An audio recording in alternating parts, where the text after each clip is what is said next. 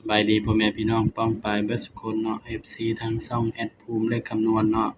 สำหรับมื้อนี้เนาะแอดภูมิก็สิมาตามแนวทางให้พี่น้องเนาะ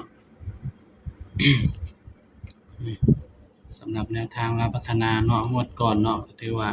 หลุดเนาะพี่น้องเนาะงวดก่อนหลุดเนาะต้องขอโทษขออภัย FC เด้อหลุดเนาะพี่น้องเนาะสำหรับงวดก่อนก็หลุดเนาะก็มาตามกันต่อเนาะของงวดวันที่19เนาะบัดนี้พี่น้องวันที่19มีนาคมเนาะสำหรับลาวพัฒนาเนาะ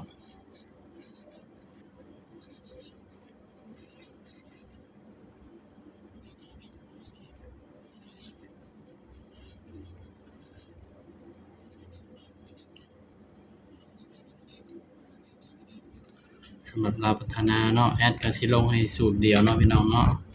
สำหรับช่องนี้เนาะแอดลงให้สูตรเดียวเด้อพี่น้องสูตรตัวเด่น3ตัวเนาะมาตัวเนาะพี่น้องเนาะ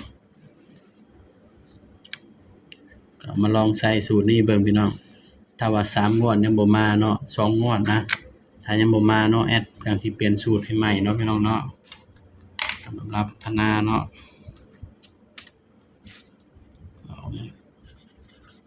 480สำหรับตัวเด่นเนาะพี่น้องเนาะลาวพัฒนา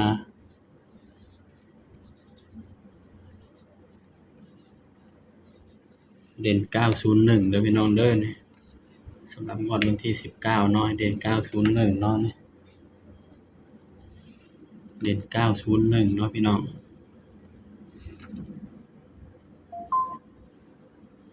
นะก็เอามาจับคู่นำแอดภูมิเลยเนาะพี่น้องเนาะจับ9ก่อนพี่น้อง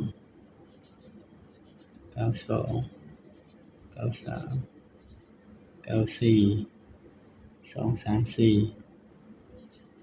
02 03 04 12 13 14นี่เด้อพี่น้องสำหรับแนวทางหวยลาวพัฒนาเนาะของงวดวันที่19เนาะ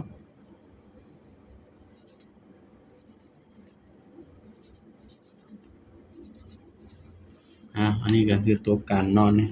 กันไว้ข้างบนแล้วเนาะพี่น้องเนาะนี่สำหรับเด่นเนาะ